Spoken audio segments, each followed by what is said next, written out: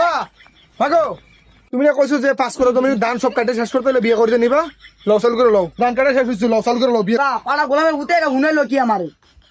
আর দিনে ধান কাটতে পারাই এক কদমে ধানও কাটতারস না যে বিয়ার কথা কইছি আজ 5 কদমে ধান কাটতে সব হওয়া লাইছো না এত কথা তোমার তো শুনতে চাইনি তুমি কইছো যে ধান কাটলে বিয়ে করাইবা ধান কাটা শেষ লসাল করে লও বিয়ে করে দিও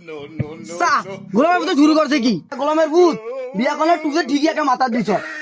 করতো রাখি হ্যাঁ দেখবি না মা এডি বিয়ে আটকে রাখে না লও তো তুমি লসাল করে লও ল ওই দোকান কেন থেকে মায়া রেখে আইছিল হেঁটে যাইলো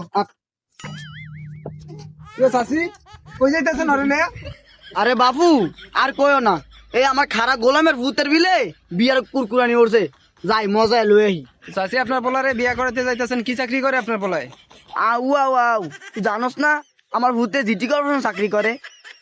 আমা কি কও ওটা জিটি কর্পোরেশন না ওটা সিটি কর্পোরেশন ভাই সিটি কর্পোরেশনে চাকরি করো কোন পোস্টে? এই তো ভাই আমি তো সিটি কর্পোরেশনের ইন্টারন্যাশনাল চাকরি করি ওই রোড মোড ঝাড়ু দেওয়ার ইন্টারন্যাশনাল ঝাড়ু দেওয়ার তো আমরা সেই কাজই করি তুই ডাহাগে রুট মুট ঝাড়ু দেস আর ডাহা 150 টাকা তুই সরকারি চাকরি করস তুই জিটি কর্পোরেশন না মিটি কর্পোরেশন চাকরি করস আর তুমি সরকারি চাকরি করে আমার ওইটাই সরকারি কাজ ওইটাই সরকারি চাকরি করে আরে ছোট ভাই বিয়া তো করতে যাইতাছ,